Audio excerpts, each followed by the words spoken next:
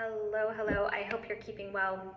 So this video is about the new moon that is happening tonight at 10:36 p.m. This is Australian Eastern Standard Time. And I'll say one thing about new moons. New moons are always a time where, because the sun and the moon are conjunct, they're very close together at the same degree and minute, it will feel like the energies blend, and it's sort of like an absence of light. So there is this feeling of going deep into the darkness. And the new moon can be this time, not always, depending on the sign that it's in. This particular new moon is in Aquarius. It will feel sort of like any sometimes hidden emotions and are coming to the surface, but it can also feel like emotions that come to the surface that you have no idea where they're coming from. This in particular, because it's such an air sign, is what it will feel like for a lot of people. I'm sad and I'm angry and I'm frustrated and I actually don't understand why. And this new moon is really interesting. I will put up a post of the astrology chart. So you have, what is it? We have 4 planets that are conjunct. So a stellium is when you have more than 3 planets that are within a certain degree. So I use a 10-degree orb. You have Pluto, Mercury, the Sun, and the Moon between 1 and 9 degrees in Aquarius in the 4th house. And then you have Saturn, Venus, and Neptune also very close in a stellium in a very close degree in Pisces. And that's really like the highlight, I think, of this new moon is a lot of planets in Aquarius, a lot of planets in Pisces. Aquarian energy, so Aquarius is ruled by the 11th house, is so much about collective energy and the group and the things happening out there, outside of us, but in a physical way, in the physical reality. And 12th house, which Pisces rules the 12th house, has a lot to do with spirituality and religion. And I look at it, it's the last house of the zodiac, if you're looking at traditional Western astrology, and it is the opportunity of a moment where we have an opportunity to merge with the divine consciousness. And if you actually look at the Aries to Pisces, which is the 12th sign, or the 12 signs that's ruled by the 12 houses, it's very much like the tarot, where there is a progression of evolution. And this new moon really is highlighting who we are collectively and how that collective energy is funneling or creating a relationship with the divine or with God consciousness. And I think we're going through this time at the moment. This is the way that I read this, is particularly highlighting the 4th house. It's really highlighting the foundations of society and the roots and the structure and the things that we do to make ourselves feel safe. And for things to change in society, we have to start to communicate that there's an issue.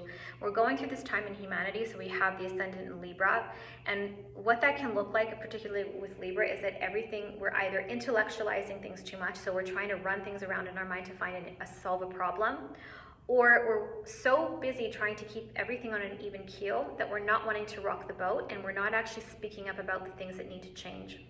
So we're going through this time now where you are seeing a lot of stuff rise to the surface, but there's still so much to go, and there's still so many people that are afraid to speak out and speak their truth, because we live in a time of cancel culture. If you say something someone doesn't like, they'll try to destroy your business.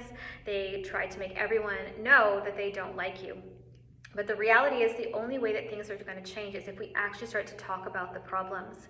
And when we talk about communication with Mercury, it's not even just about what we say, it's the body language, it's the thoughts that create an energy that go outwards.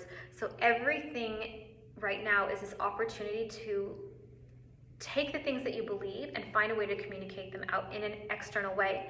Art and creativity is really highlighted with this new moon. So if there are artistic endeavors that you've put aside, or things that you feel called to pick up, this is the time to really do that. Art has always meant to be an expression of the undercurrents of society, and I feel like we've kind of lost that recently. But very much you'll see it's this time where we are being called to not so much speak our truth, but communicate issues in a way that creates transformation and change. We're trying to inspire change. And then having Saturn, Venus, and Neptune in the 5th house, a lot to do with self-expression.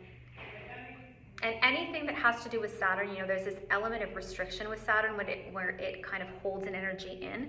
But the positive thing with Saturn is it's also something that you can use to create a structure. So what we're trying to do is, in a very sort of foundational way, particularly with the way that we're relating to each other, and it might actually show up in our relationships, How can we take fifth dimensional thought?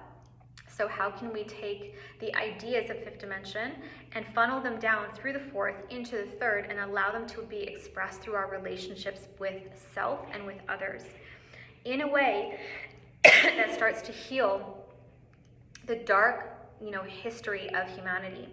And humanity has its own soul. There's each individual soul. There's the humanity's soul, and then there's sort of like the God kind of one soul on top of all that. The best way to describe it. But we're going through this time now where the soul of humanity is trying to purge the misdeeds of the past. So it very much has this karmic energy through it. And if you look at the Vedas and any sort of philosophy that's coming out of yoga, we talk about the Kali Yuga, or this time of great destruction, of great darkness. It's the time of the false guru. We are descending into an element of darkness as a society. And this moon, although is not going to completely change the trajectory of where we're headed, it is very much a time where it's like the small actions that we take in this moment can really have a ripple effect on a much bigger way. This energy and the things that we're thinking about and talking about now, about how we're communicating for change, how we're using creativity to once again communicate that things need to shift and change in society, and how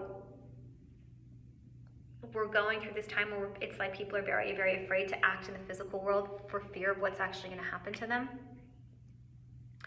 This is kind of a 20-month cycle. This is something that's going to continuously carry for the next 20 months.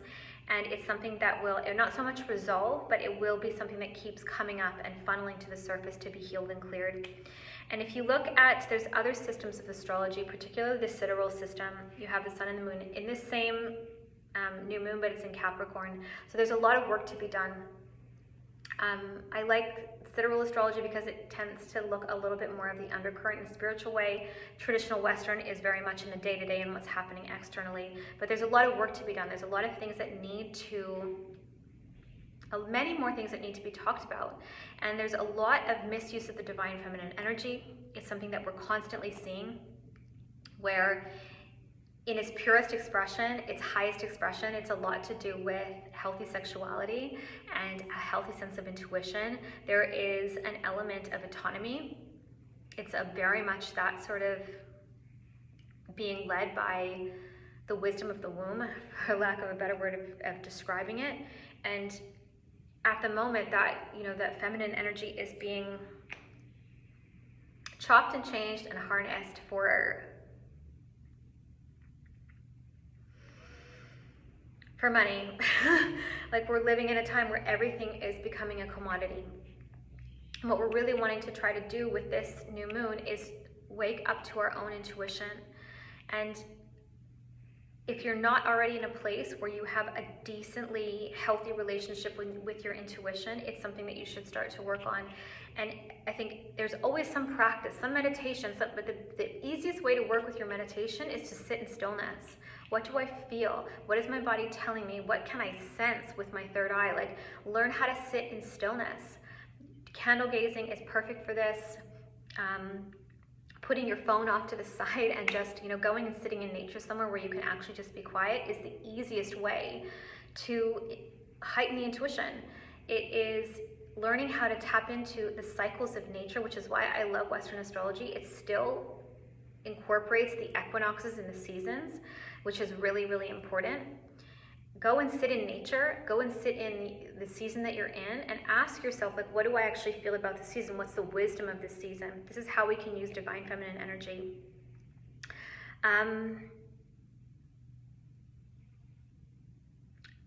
Humanity is going to go through a lot of bumps in the next 5 years, and it's a marathon to 2030.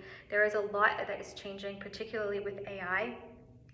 And there is going to come a time where we are not going to know. It's already happening where we're not sure what's real and what isn't, because there is so much delusion and illusion in our society, and there is so much of what we want things to be rather than actually seeing the truth of things and as how they are. And that allowing yourself to stay in delusion is what's actually funneling or is solidifying this pattern of nobody wants to talk about the issues. And when I want to clarify about talking about problems, it's not in this like higher, holier than thou. This is, you know, it's really about like at a grassroots level, like this is not working. How do we shift and change it? So how to use the energy of this new moon. Candle gazing is a really good way. Sitting with intuition, sitting in nature, sitting in silence and stillness. Look at the foundations of your own life and remember that everything that's happening collective will have some element of personal. Look at the foundations of your own life. You know, what is it that, how have you built yourself up in a way that is disconnecting you from spiritual thought and practice? And how can you create shifts and changes? But this is very much about like home and like your home life, like what's happening within the home life, because that's really the most important space to be operating from. That needs to be healthy so that you're healthy out there. How is the core patterning of self, either healthy or unhealthy? And what do I need to shift and change to bring more spirituality into my life, like the day-to-day level? I hope this video finds you well. Put some comments below and have the most amazing day.